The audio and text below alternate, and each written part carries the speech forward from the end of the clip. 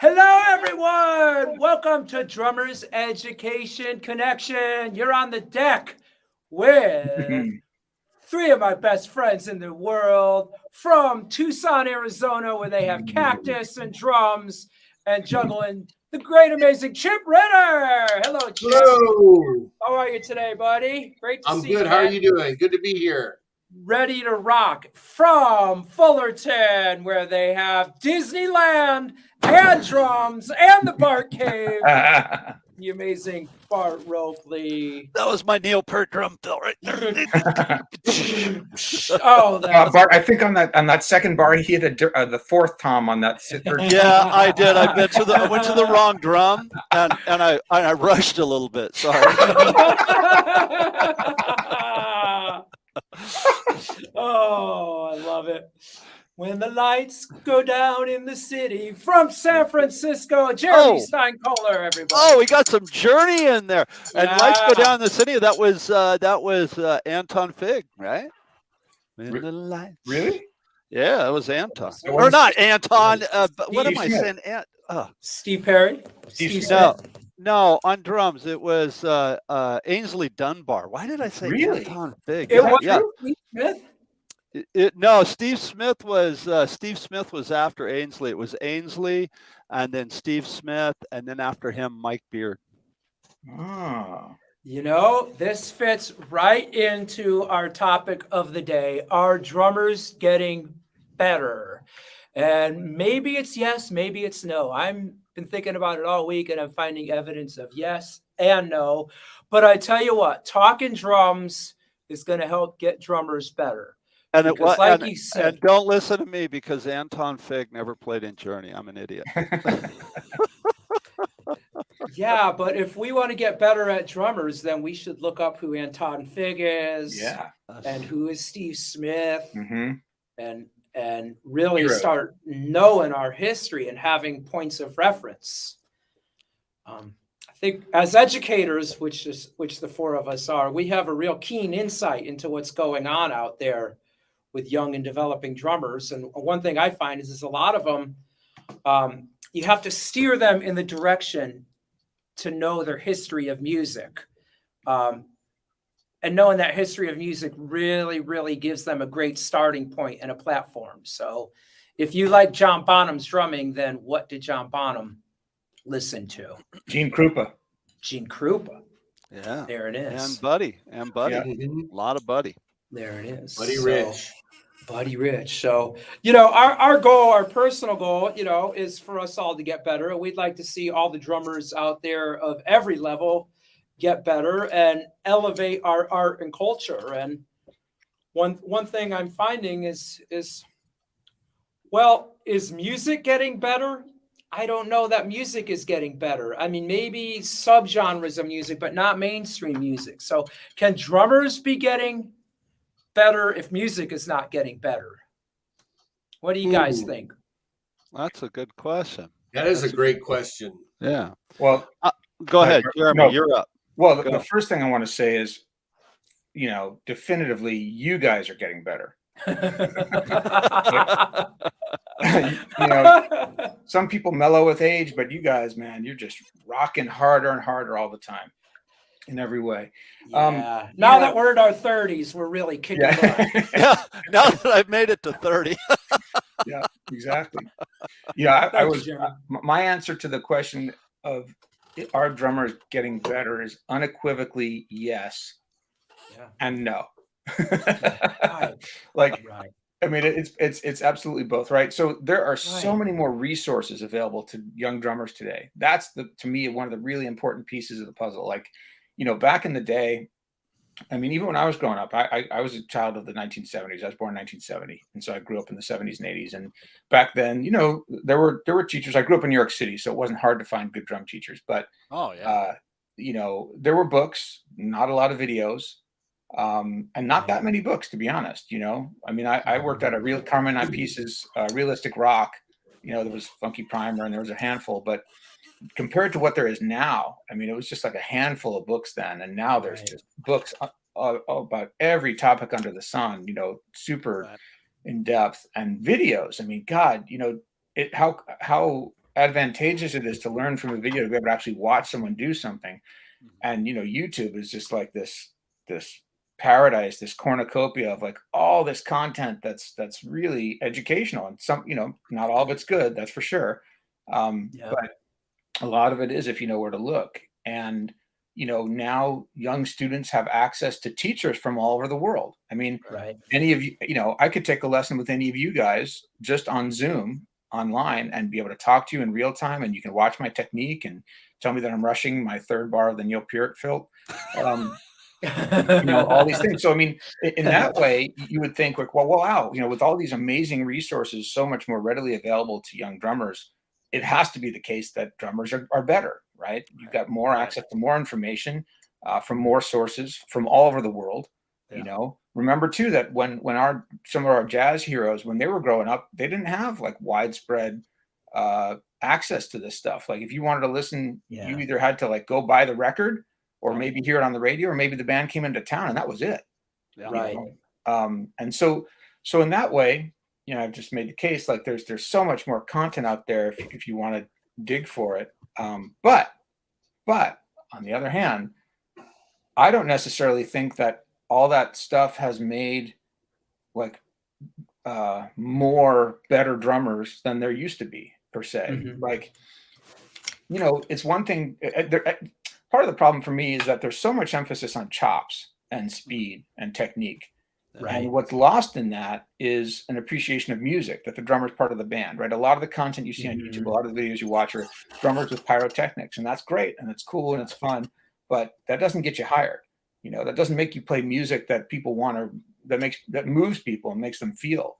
And, to do that, you've got to be, a student of the music and not just a student of the drums. And I don't know that there's more of those drummers out there now than there used to be that play with really good feel and time and pocket. I don't know. I'm not too sure there are. Another thought too is when there weren't as many resources, you really dove in to what was readily available. Now it's just like there's this. I feel like it could get really, really diluted. And I also feel like people think that they could just watch a video and get it from just watching a video rather than digging in deeper. I had a student who wanted to play a song for a band he was in, and he really could hardly play. And he said, I'll just watch the video on how to play the song. I said, no, you've got to do the back work to be able to accomplish what's being talked about in the video. Right. It's like there's like a culture of people wanting quick results. So they go wide and shallow instead of narrow and deep. That's it. Yeah. That's it. I used to well, I still do refer to it, as we live in a microwave world. Okay, now this is irrelevant now because we've come so far from the microwave, but used to be we had to go hunt and kill our food and clean our food and then cook our food if we wanted to eat. And with the microwave, people would get upset if they had to sit there and wait 5 minutes for a burrito, and they wanted that burrito right now, Right. And so I always think it's up to the individual. Whenever you see somebody playing at the top of their game, no matter what that game is, if it is a ton of chops, and that's a whole subject we can get into, having a ton of chops and drumming calisthenics or playing with deep groove, whatever that is that they're doing and they're good at, you're witnessing the end result of years of hard work. It's not a matter of, like you said, Rick, great point. I mean, you've really hit the nail on the head. There, so many people just want to watch a video and go, oh, okay, I'll do that now because I saw somebody do it. No, you got to put in the work. So I think it is always up to the individual. Okay, do I want to put in the time to be able to do, the Neil Peart drum fill or whatever, and am I willing to put in the time to do that? I do agree, Jeremy, echoing what you said. I think that the knowledge is out there way more than it ever has been. I remember being young and having a turntable beside my drum set, and I would, Mm-hmm. you'd have to, what was that drum fill? And you'd move the needle back. Yep. You do that Right. 20 times and the record's worn out or you broke the needle. Yeah. Right. And nowadays, if I have, you have YouTube and you hit the back and forth arrows in the video, and then if you still can't figure it out, the video, like you said, Rick, okay, I'm learning song XYZ, blah, blah, blah, blah, blah, drum cover. And there's some kid that's 8 years old that has a camera above his drum set nailing it. You can watch that. So I think it's easier to learn. I think it's way easier to learn because of the information that's out there.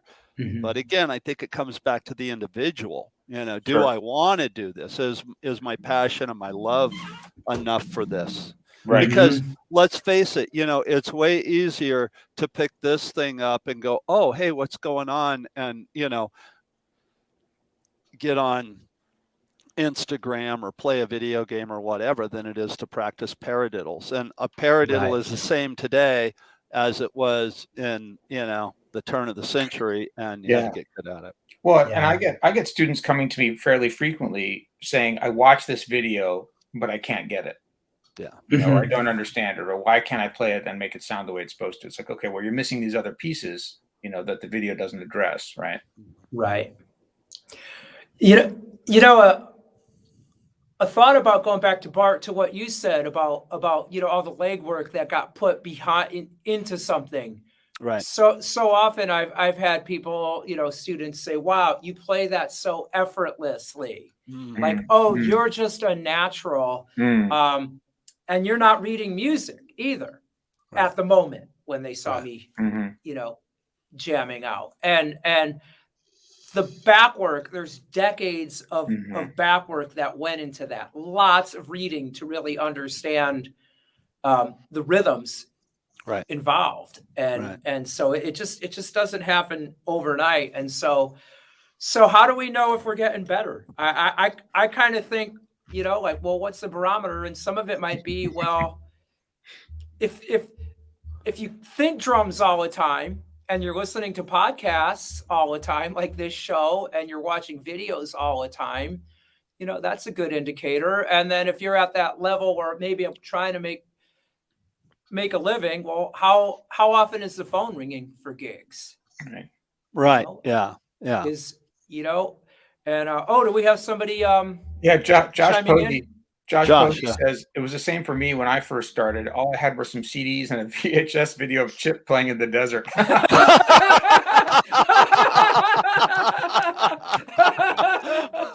That's great. Chip, man, that's a perfect a setup for you. What about you, man? Sure. What are your thoughts? Oh, man, when we were talking about doing this show, we said the topic was going to be, are drummers evolving? Mm-hmm. You know what I mean? And with that, Rick said our drummers getting better. Right. And good point. I don't know if those are two of the same things. I think good point. I think drummers are evolving, and music is evolving, especially since we've been anointed with this technology. From the first show. I've got a young student, a young female student that came in, and she's busting this linear fill that she learned by watching a video from Emmanuel Capulet. She's just raking this thing through like, and so I was like, that's fantastic. So can you go back into a beat from that? Can you do a groove and then do that and then come back and do a groove again? And absolutely not. There's no connection between the cool fill and actual music or grooves. So on one hand, is she evolving because she's learning how to chop out? Yeah. Yes. Right. She is. But can she use that for music in a practical sense? Not necessarily.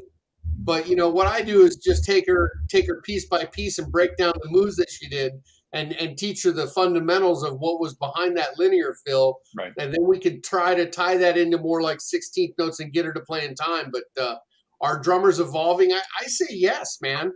I think we're all evolving. We're all getting better. That's a great. She's got to be getting better, Chip, because she's watching videos, learning stuff, and Right. she's studying. Yeah. She's still coming to And you. she's So got a drum teacher. That's a big yeah, deal. Yeah. there it is. Yeah. Right. One That's thing true. that I think that it goes along with this, because Rick, you said something, I think, again, bam, you hit the nail on the head, my friend, and that is music getting better? And you know, that can be a relative question, because art is relative. I mean, Yeah. I could take a blue paintball and throw it at the wall, and somebody would go clean that up, and then somebody else would go, "Oh, I'll give you $100,000 for that," right? I mean, Really, it's 100,000? yeah, well, it's a nice paintball, dude, and I nailed it. So yeah, Yeah, 100 grand, easy. So, Don't hold your breath but on that one. right, but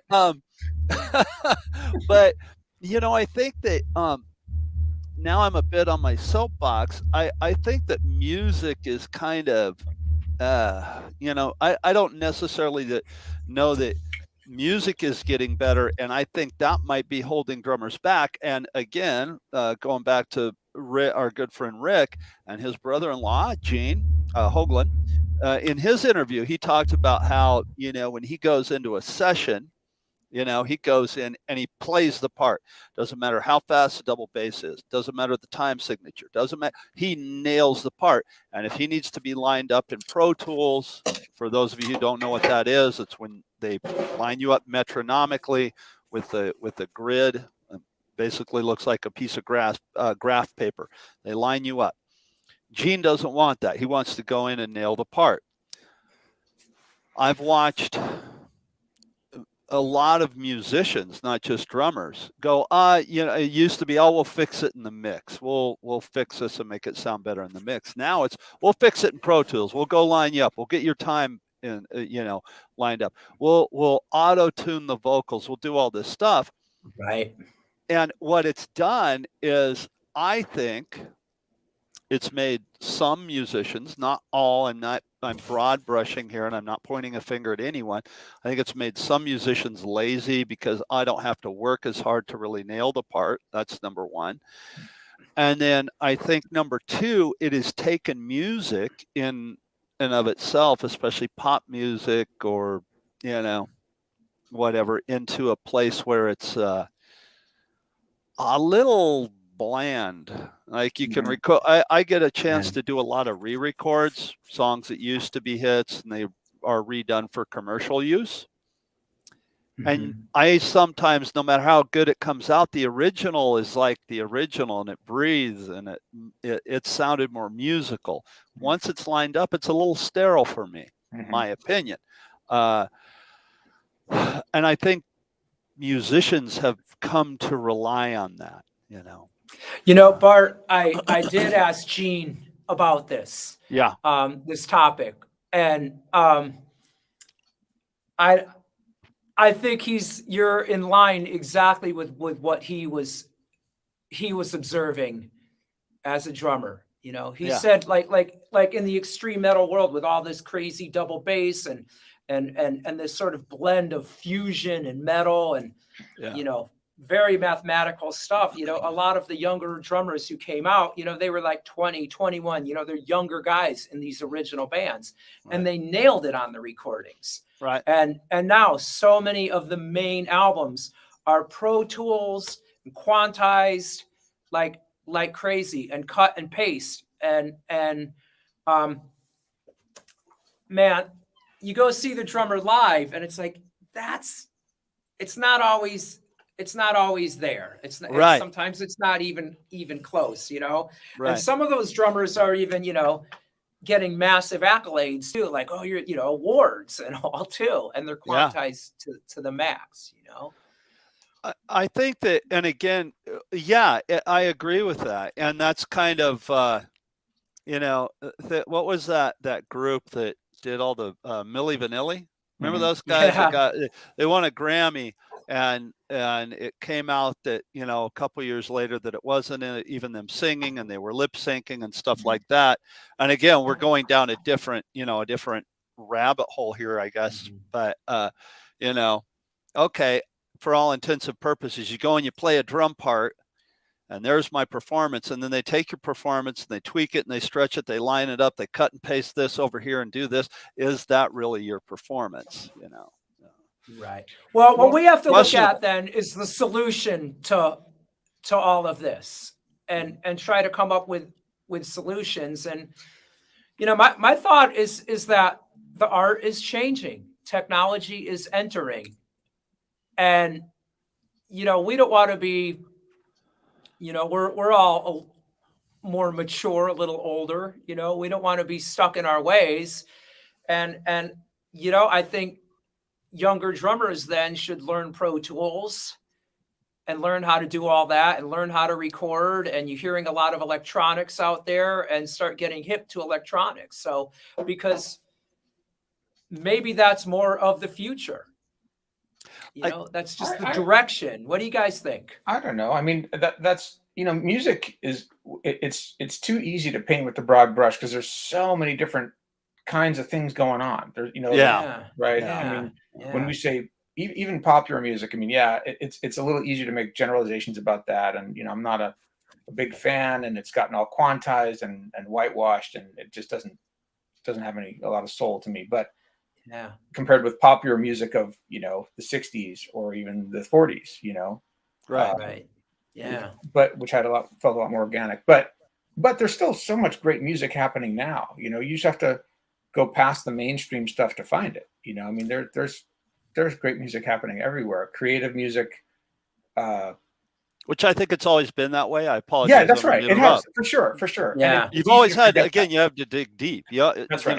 That's right. Music has changed, really. That's so. And evolution has changed. And so, you know, as we humans, you know, who Isaac Newton said, I think it was, we stand on the shoulders of giants, right? So like anything that's, we're all influenced by what we grew up listening to and what's around us and the shows we see and the albums we buy and music we listen to.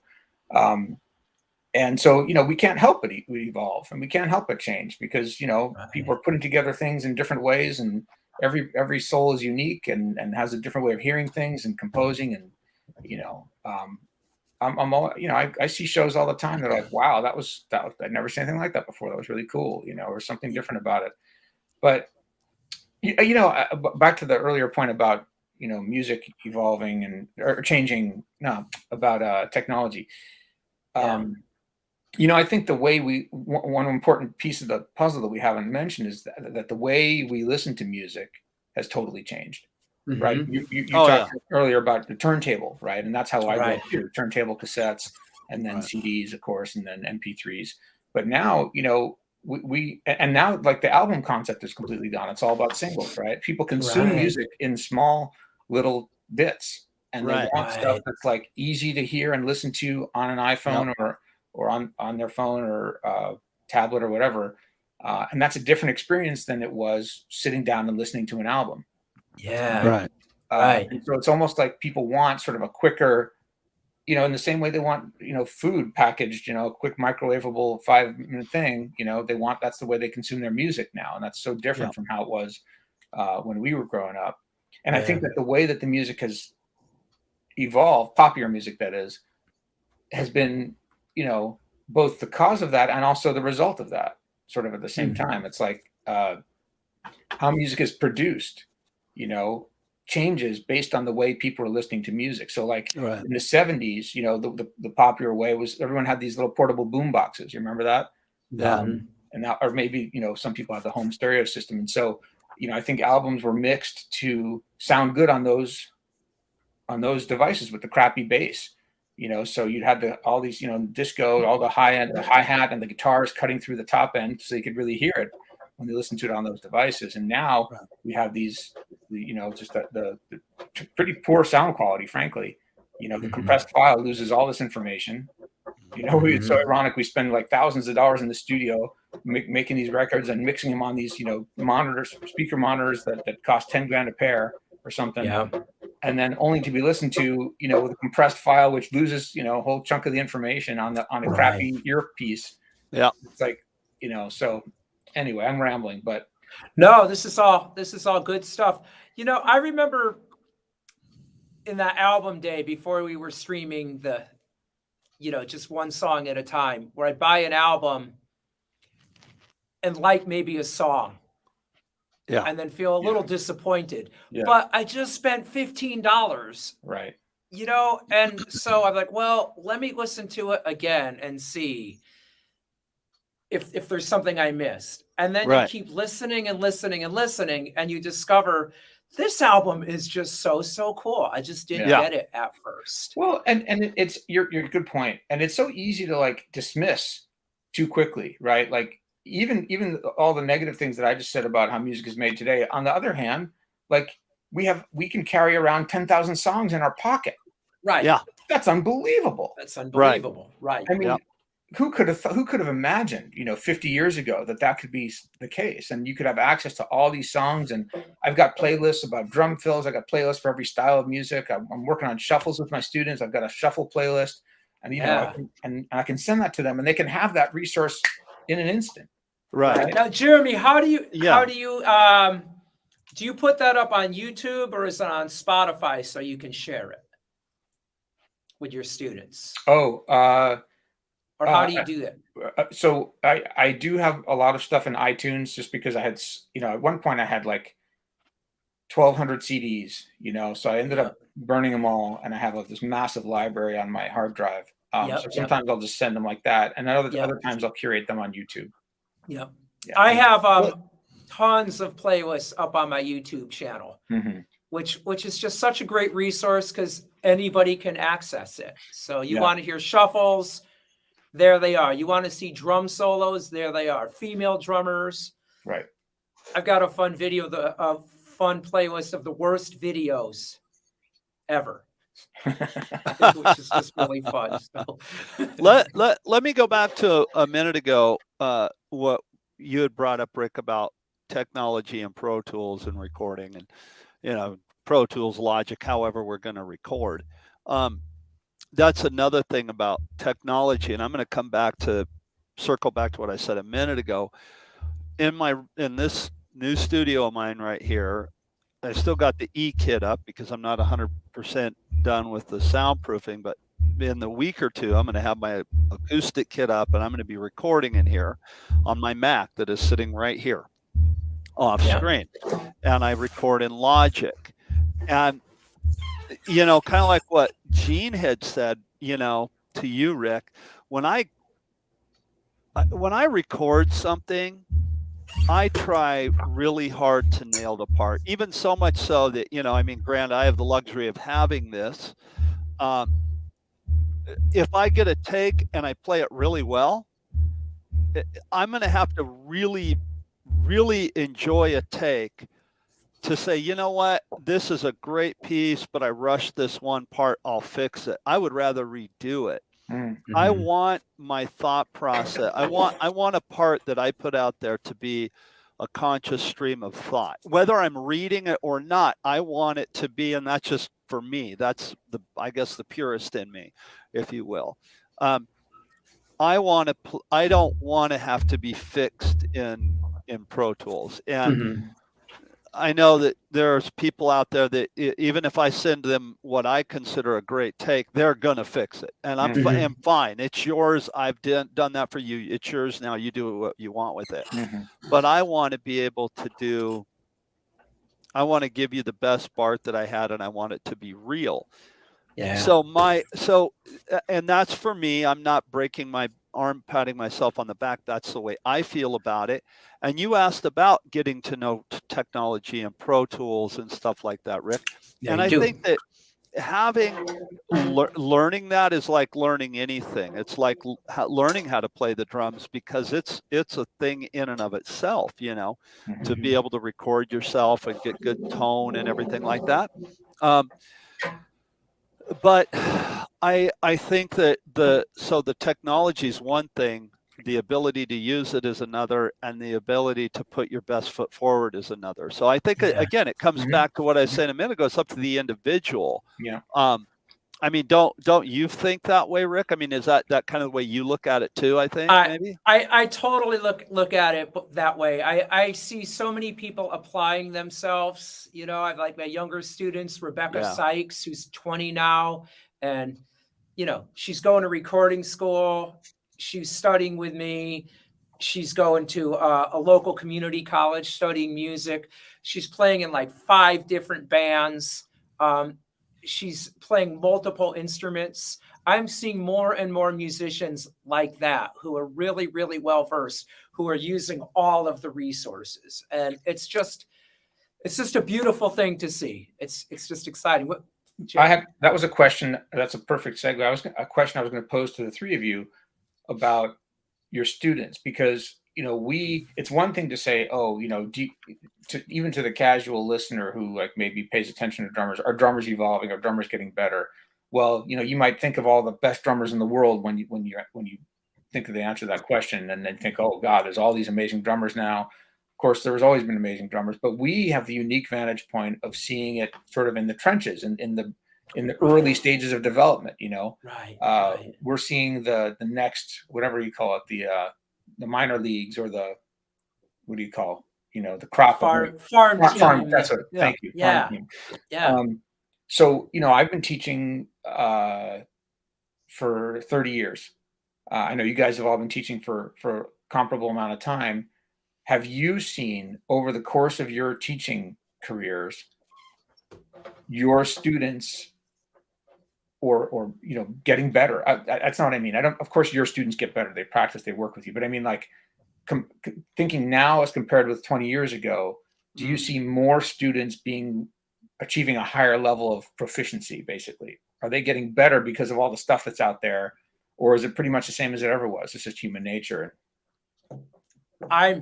I'm definitely seeing them getting better overall. I'm seeing more adults drum and really bringing that into their life. And I've never seen so many adults, and I've never seen so many women drummers, just falling in love with the instrument. And it's just really exciting to see, because I think you could really evolve this and contribute to our culture of music at any age. Mm-hmm. I agree. Well said. Mm-hmm. Yeah, thank you, Bart. And for quite a while, I was seeing kids not evolve, honestly. I was really seeing it like getting a lot harder to teach kids. I think there was the instant gratification thing going on, and there was all the video games, and they're all online, and then socially they weren't as evolved. But I feel like they're coming out of that. It's just my observation at this point. What about you guys? That's all we've got is our own observations. There's no right or wrong here. I'm just asking what you guys' experiences are. Yeah. Chip, what about you? Chip? I think on a whole, they're compared to where I was teaching 20 years ago, if you took my students that I have now, they're all better. I don't know if that means I'm a better teacher or not. I think there's a little bit of everything that kind of bleeds in to make that result. Right. Yeah. But I've always been thinking my whole life as a drum teacher, I've always been really worried about my qualifications of handling this young person and how am I guiding them, and what am I missing something, and I'm really overly concerned about doing the right job as a teacher and what I think a teacher means. And I've always thought that if they've got to be better than I was at their age.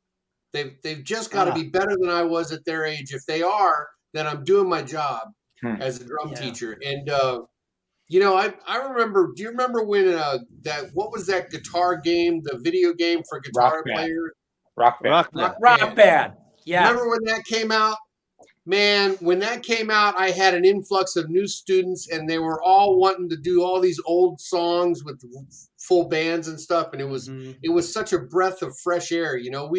We talked about technology in this episode. We've talked about recording and Pro Tools and all of this stuff, but there's just nothing. In my opinion, I'm like with Bart. There's just nothing like a live band.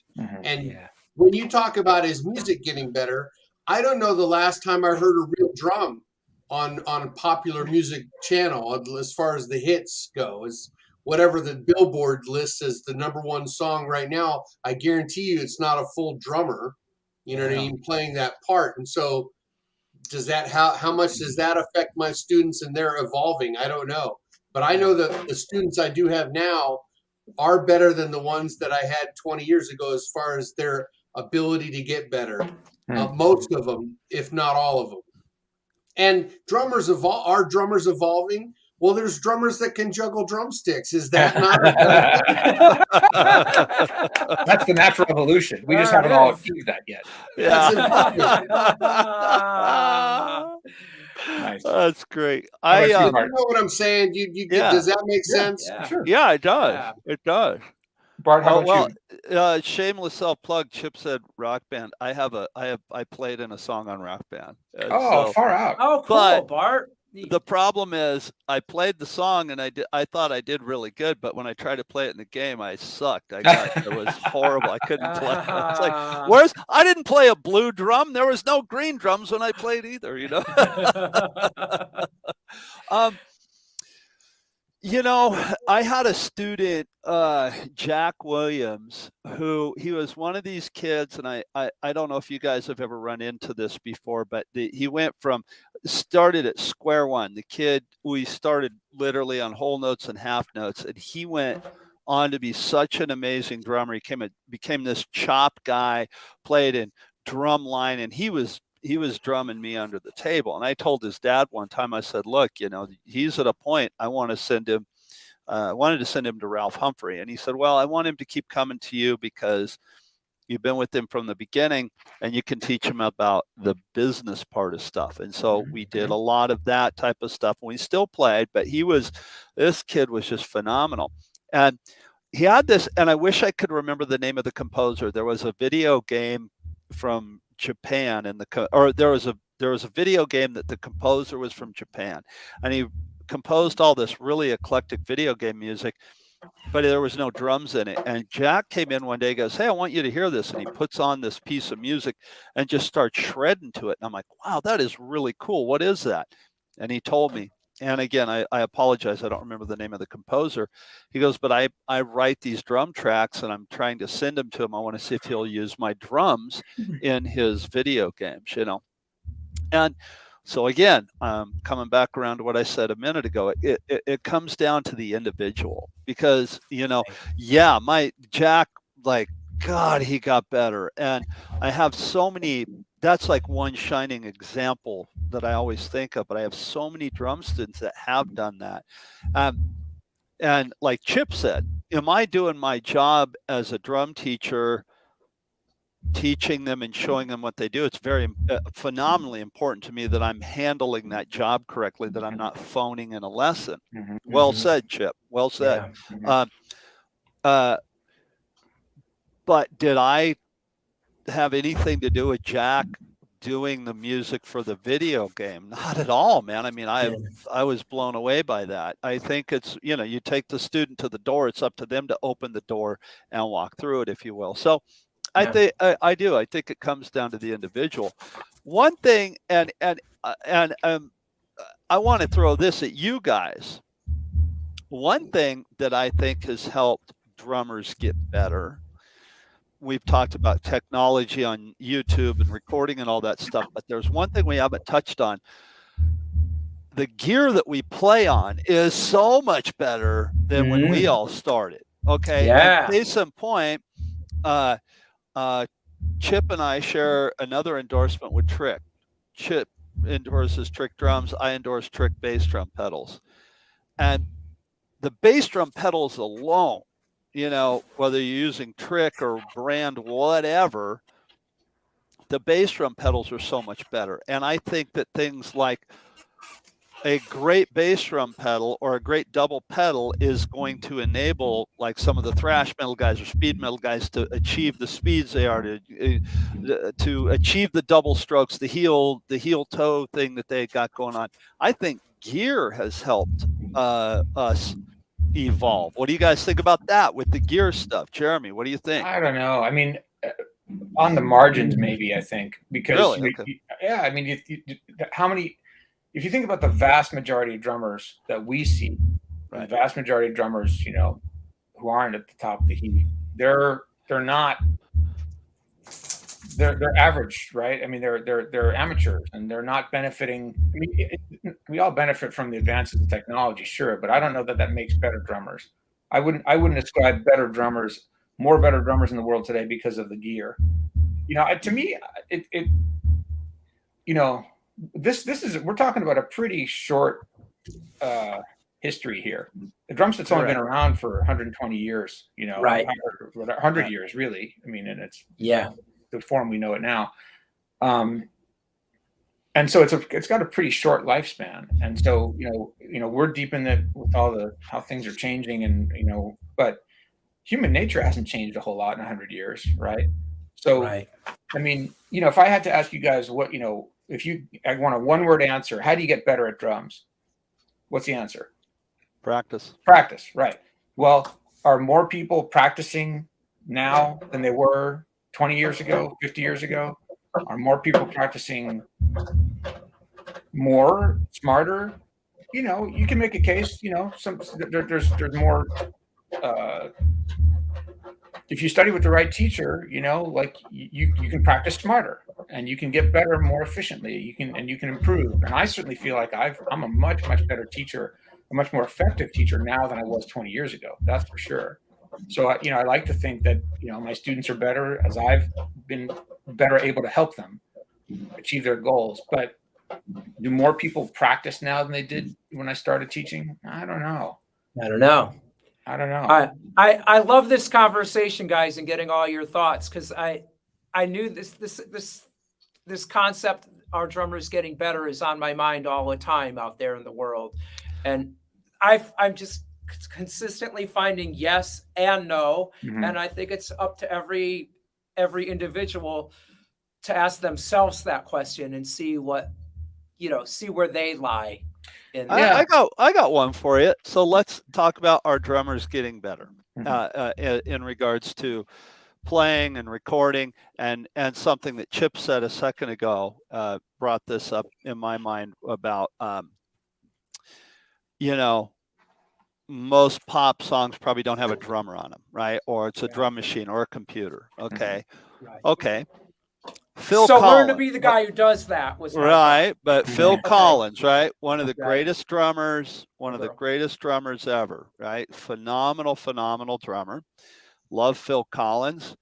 In the 1980s, he had a record called No Jacket Required, and there's a lot of phenomenal drumming on there. One of my favorite songs to play is Inside Out. The bridge part, plays these 8 notes on his hi-hat with his left foot, or in his case, his right foot. And it's just great song. A lot of fun to play, and a lot of fun to teach.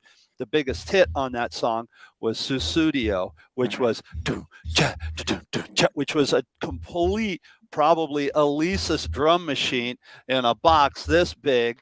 And I mean, it's Phil Collins. Why would you have half of your record with you playing drums on it and half of your record with the drum machine on it? So I don't even know if that's necessarily a question, but it's definitely a statement as to drummers in general. I mean, well, I think when I think of Phil Collins, I think of Peter Gabriel also, and Manu Katché on drums, but there was programming and drumming. They took the technology and the art of playing and blended it so well. Right. Yeah. What a template to build off of. Great point. Right. Technology, I remember when drum machines came out and everyone was talking about, that's the end of the drummer. And, but of course that's not the case. And, at the very beginning, I mean, I was still a kid, but I was like, poo on drum machines. They suck. That's machines and drummers are real. But Peter Gabriel's a great example of, a guy who, and Phil Collins too, incorporated the technology instead of running away from it, blended it, and made some really great sounding music out of it. So it's not bad by itself. It just is. Yeah. Hey, Bart, I wanted to circle back real briefly on the gear thing. A thought that I had is it definitely is easier to get a better sound. All of our Aquarian heads and our great Sabian cymbals, and definitely with all the boom stands and all, you can access things a little bit more ergonomically. And so I think that helps. And certainly with some of the great pedals, you could do more fast double bass work. So it's another yes and no, because check it out, man. I when I started out, I played the Ludwig Speed King and then the Ghost pedals, right? Yeah, buddy. Man, Bonham played those pedals. You had to work your ass off to make that work. Oh yeah. You had to practice to make it work. So it's another one of those yes and no's. Yeah, and well, that's I do think there is a big part of the gear that has made, I don't, maybe making us better is not correct, but definitely has made it easier. Definitely made it. Yeah. I'll buy that. I'll buy that for sure. I'll buy that. And when you think about, you think about Bonham, how do you talk about something like, the Speed King or the Ghost pedal and bass drum pedals without bringing up Bonham, and listen to songs like Good Times, Bad Times, Out on the Tiles, and the list just goes on. And a Stairway to Heaven, all those little fast 32nd note and 16th note triplets that he did on the kick drum, and that was all pulled off with the Speed King. Chip Ritter. Yes, that's true. But Bonham had microphones. Think about what a beast Gene Krupa used to be to cut through a wall of sound with no mics with 19 horns. Right. Or Buddy Rich. Calfskin heads. Buddy Rich, yeah. Right. Yeah. Right. That's kind of my point. Like, maybe the gear is, the gear is definitely improved. It's made it easier, more efficient. But as far as like, impacting drummers as a whole, does that make drummers more drummers better because the improvements in the quality of the gear? Well, I don't know, man. I don't think so. I don't think so.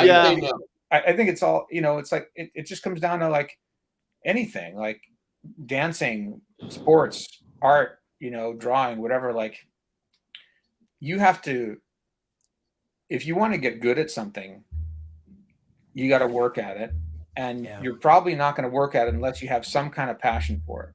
Yeah, right. Because it's hard, and it's slow, and you see these drummers years ahead of you, and you're like, oh man, how can I ever possibly get that good or get to that place?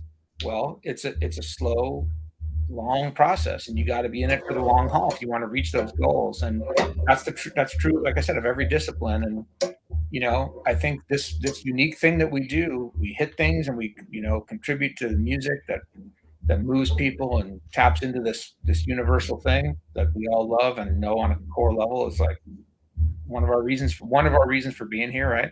That I don't think that's changed. I think that's been here since the beginning of humankind. When people started knocking two rocks together or hitting a stick on a log, they were tapping into that same thing. And then we're just sort of carrying that on. And those people go ahead. Sorry. No, that's right. No, well, what I was going to say, maybe on the gear thing, you're probably right. Maybe it isn't that it's made us better by that much because crap doesn't break as much. They get better drumsticks because they're made better and they're balanced. The bass drum pedals are more heavy duty, so they don't break. Absolutely. We don't rip through calfskin heads, or they stay in tune when you're playing in Denver one night and you're playing in Tucson the next on the elevation. No, those like you say, those are all advantages. The technology that we have been anointed with has provided us.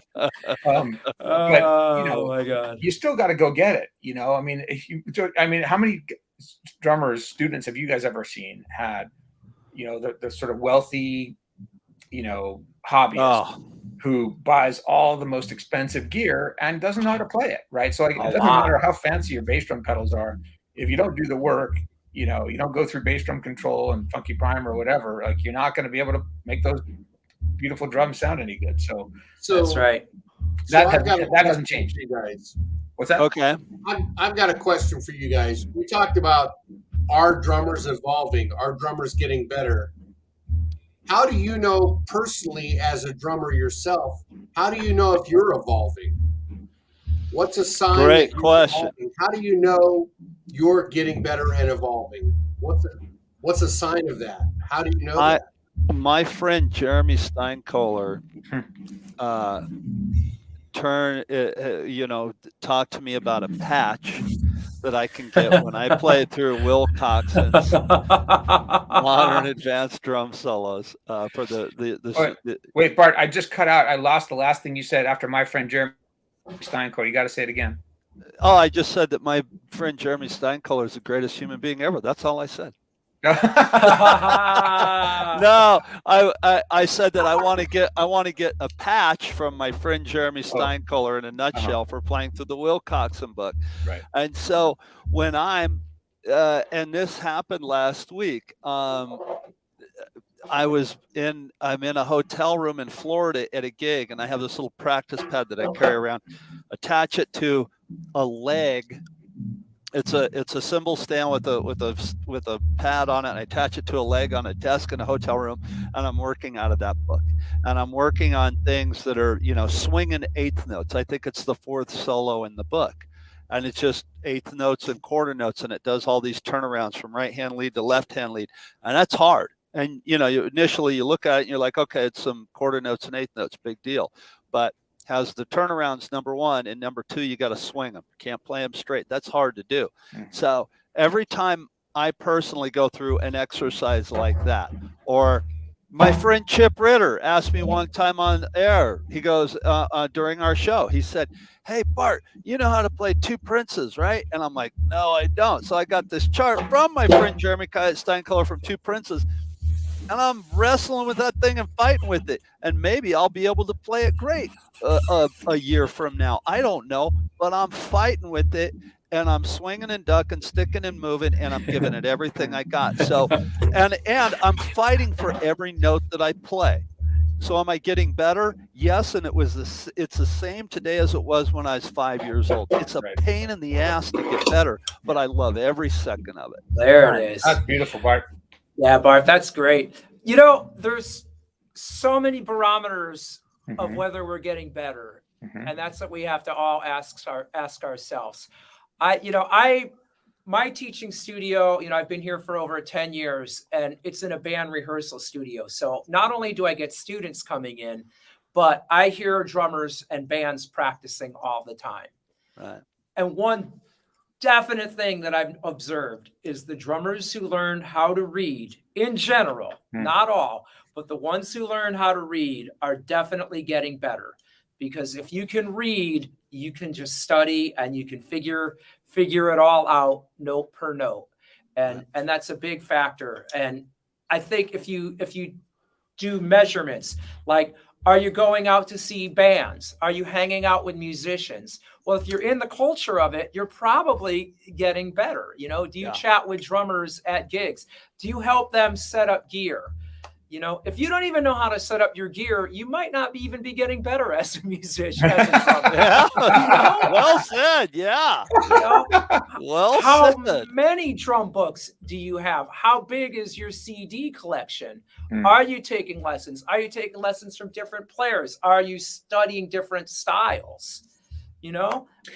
But this is a great question. I love all your answers so far. What do you think, Jeremy? I've got a few different things to offer. I mean, on the one hand, it's easy to measure, improvement with a metronome. You go faster, you've achieved a greater degree of proficiency with whatever it is you're practicing. So that's one metric. Like, okay, I can play this faster. I can play it more easily. I can play it with less tension.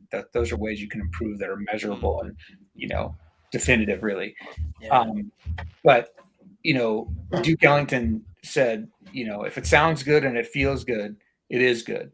Right. And I know that for me, when I play now, the music that I play sounds better and feels better than it used to 10 years ago, 5 years ago, 20 years ago. To me, my playing feels better and sounds better.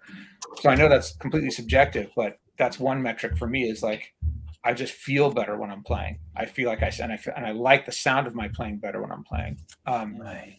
Another way you can know you're getting better is your phone starting to ring. People starting to say, "Wow, I love your playing. I love the way you make me play when you play." That's high compliment, right? Right. That's a really good question, though, because that it's not just about going through books. Going through books is great. I mean, I practice through books all the time. Bart's practicing through the Will Coxon book, which is fantastic. And I've never heard somebody's hands not be transformed by going through those Wilcoxon books. But that's not the whole picture. I mean, like Rick was saying, how many CDs do you have? How much music have you listened to? How many shows do you go see? These are ways that you get better and learn that aren't necessarily with sticks in your hands, right? Yeah. You can learn from watching other people. I learned here on this show, and all we do is talk. I become a better musician just from talking to the three of you guys, and from our guests, for sure. Yeah. Chip, what about you? How do you judge whether you're getting better? Your question, how do you judge? I like the metric of speed. I think that's a definitive gauge. You can definitely tell through BPMs. I have a warm-up thing on my old iPod shuffle. I have a little shuffle, and it's got a 24-minute warm-up of different songs that I use to warm up to get ready.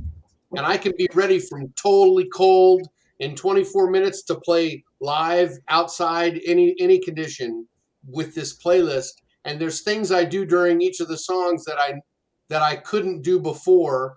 And then sometimes there are things that I used to do that I can't do now. So I don't know I think I'm going up and down if I'm evolving or not. I keep going back and forth. But the thing about music and feel, does it feel good? Does it feel better? I think that's a great thing to think about, because I feel better when I play. I feel better now than I did 10 years ago with how I'm playing the drums. And I think that's a telltale sign of evolving. Another thing that's interesting to me is, are drummers looking at other drummers and getting better, or are they listening to music and getting better? And which is it? You know what I mean? And is it both? And hopefully it's both. I like to think it's both. So when I get a student that comes in, like I said about that other girl, she comes in and shows me this thing, I make sure that she understands that has to have a musical application to it to qualify for me to get into it with her. Yeah. I have a question for you guys. Okay. Do you think that we evolve from focusing on our strengths or our weaknesses? Oh, that's another really good question. That's a great question. So the short answer to me is both. But, and I think about that a lot with my students, because, I have some students who come in and they may be really good readers, but they don't play with good feel, or they can't improvise very well. And I've got other students who've got, really good feel, but they can't read, or their chops are sloppy, and I always try to, sort of emphasize their strengths and let them sort of go strong where they're strong, but also work on their weaknesses. Cause that's, you're only as good as your worst, attribute, I guess, or something. So I think it's really important to work on your weaknesses. I mean, that's really how you get better. I have a personal trainer she's actually a drum student, and we swap personal training sessions for drum lessons. And she always says, chase the pain, meaning if it's hurting when you're doing it, that means you're doing it right. That's what you're trying to do, is you're trying to tear down your muscles, right? And so it's kind of like that with drumming. Like, the stuff you least want to practice, that's probably the stuff you should practice the most. The stuff that hurts to practice because you don't sound so good, right? Yes.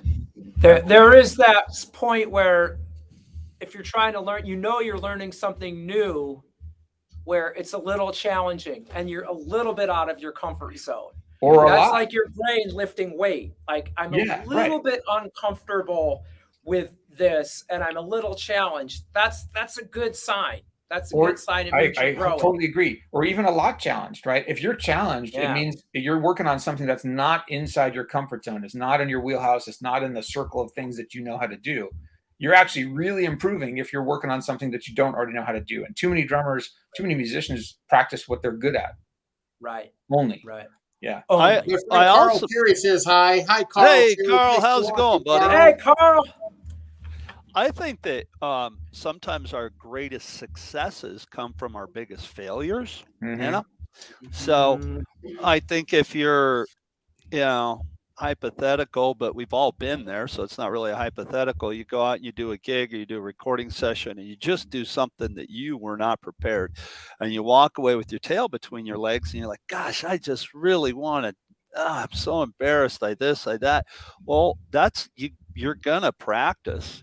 After that, you're gonna go and practice whatever it was that you were bad at, unless you're just completely defeated. And I don't Right. think any of us have been that. So I think sometimes, having something crash on you, crash and burn, might in turn open a new door. It might, light that fire to you, Yeah. and you know what, that can happen in lessons. That can happen in lessons because I took with Bissonette, when I took my first lesson with Bissonette, man, I was just, wow, this is really hard. And then my second lesson with him, I got steamrolled. I mean, just flattened, right? And I just went to work, and then that spawned all my lessons with Ralph Humphreys and everything like that. And I'm like you guys, I've always taken lessons. I just remember the lessons with Bissonette because they were so hard. And you guys saw Greg in our interview. And I always joke with him. It's like, it's like you have every word in the English language in your mouth and you try to get them all out at the same time. He's just so excited. And he teaches like that. The lessons are fast and brutal and abrupt, and you keep up or you don't. And you walk away knowing what you got to work on. So was that a failure? I don't know that it was a failure, but it was definitely, I got my butt handed to me. And so I went home and I practiced. So, consider it a failure or consider it just an eye-opening experience, whatever. I think we learn from those things more than we do when you have like, wow, that was a great gig, let's go do it again. I mean, the great gigs are nice, but the ones that are the hard ones are the ones you up your game with. Offer the most opportunity for growth. Right. Yeah. I think it's important to find evolving. Drummers are evolving overall, but I knew this was going to be one of the most open-ended because there's so many different ways to look at this. And I mean, easily we could turn this into an all hands on deck and bring in some of our colleagues. And I know that I'm evolving because I've got a third eyeball that's growing right there. Look. Oh, there it is.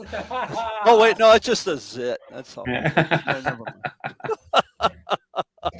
Well, man, what a great show, guys.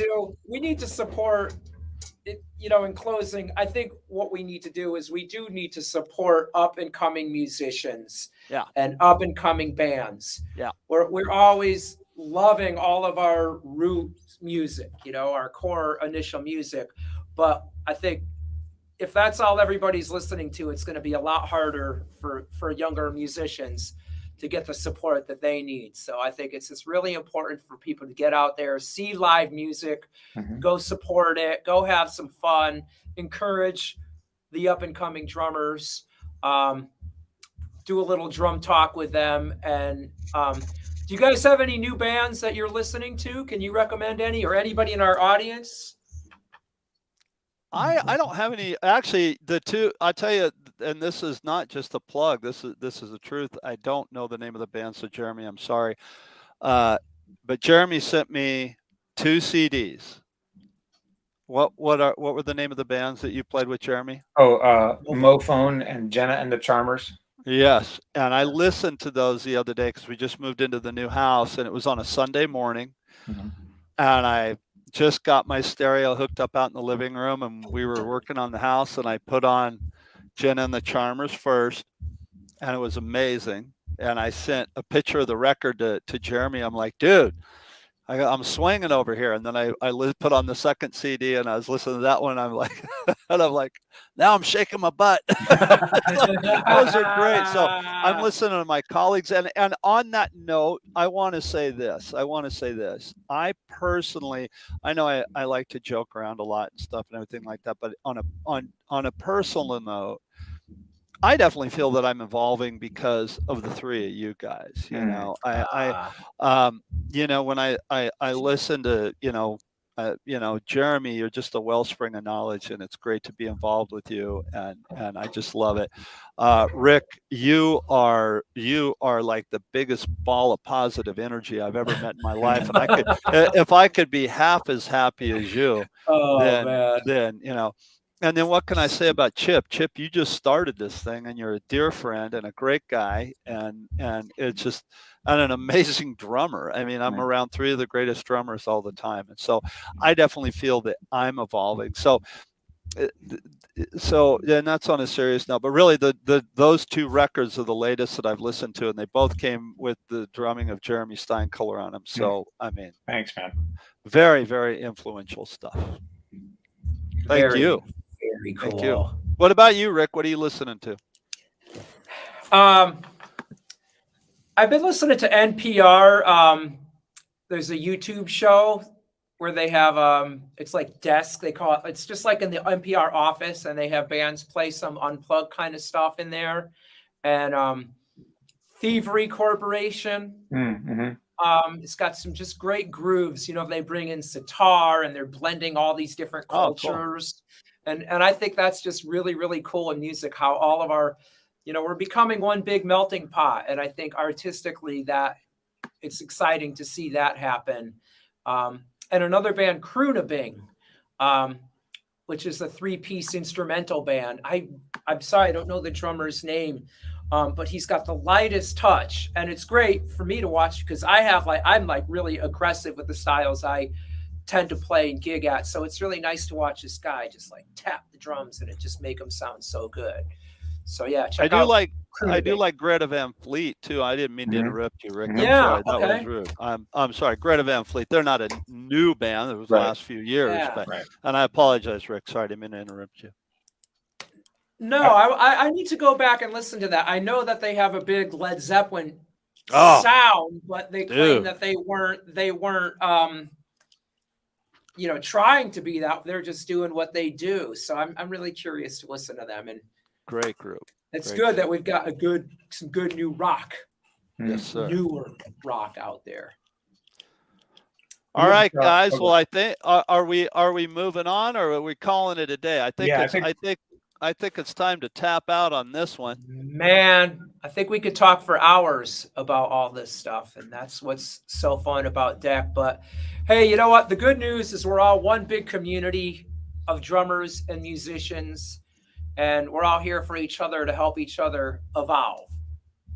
Lift it up. And Rick, thank you for this subject. My last thing that I do want to say before we sign off, today was supposed to be a show, the relationship between drummers and bass players, and Jim Wooten, great Jim Wooten, was going to be our guest today. Amazing bass player, plays, and him and I run in the same circles. He plays in some of the greatest tribute bands in the world. He plays in probably the best Led Zeppelin tribute band, Led Zeppelin. Sweetheart of a guy. Great dude, and his mother-in-law passed away. He was unable to be here today. So Rick, our buddy Rick up down in San Diego, came up with this great idea of our drummers evolving. So first of all, our thoughts and prayers go out to Jim and his wife. And secondly, Rick, thank you so much for this great subject. This has been a great show, and again, very educational for me. Awesome. Yeah. Awesome. Hey, so next week, guys, we're going to have Rob Wallace will be our guest. Rob Wallace is the creator and founder of Hudson Music. Probably the biggest drum publication company in the country. They've got tons of videos and books and all sorts of new fantastic content coming out. So he will be our guest. We're excited to talk with him next week. And thanks you guys for tuning in. Thanks you so much for watching. We'll see you guys next week. Let's all get better and evolve. Go practice. Go practice.